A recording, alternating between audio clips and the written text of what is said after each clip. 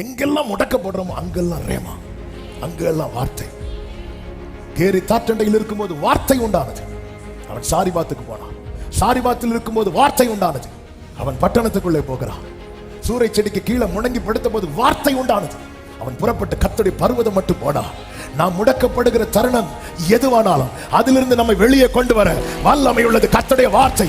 இந்த வெளிப்பாடு ஒரு தேவ பிள்ளைக்கு இருந்தால் அவன் தன் கண்களை ஏறெடுத்து பார்ப்பான். நான் முடக்கப்படுறேன்னா ஆண்டவர் சொல்ல, இங்க பாரு, இந்த டைம்ல நீ யாரை பார்த்தாலும் அவங்க கண்ணுக்கு தெரிய மாட்டாங்க. இவன் கண்களை ஏறெடுத்துப்பா. கர்த்தர் சொப்பனத்தின் மூலம் காண்பித்து கொடுக்கிறார். ஆமே, இங்க பாரு, இங்கே தொடர்பு இருக்கு. ஏன்னா நீ திட்டத்துக்குரியவன். யாக்கோபுக்கு ஆண்டவரை பத்தி தெரியாது, ஆனா ஆண்டவருக்கு யாக்கோபை பத்தி எல்லாமே தெரியும்.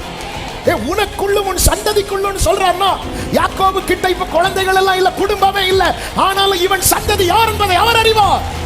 உன் தலைமுறை யார் என்பதை அவர் அறிவார். உனக்கு தேவை, நீ புறப்படணும்.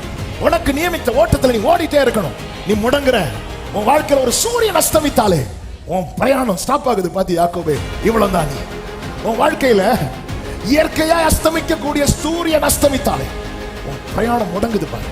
இவ்வளவு தான். நீ புரிந்து கொள். எங்கெங்கெல்லாம் நீ முடக்கப்படுகிறாயோ அந்த இடத்துல இருந்தெல்லாம் உன்னை வெளியே கொண்டு வருவதற்கான வார்த்தை என்னிடத்தில் இருக்கிறது. வார்த்தை என்னிடத்தில் இருக்கிறது.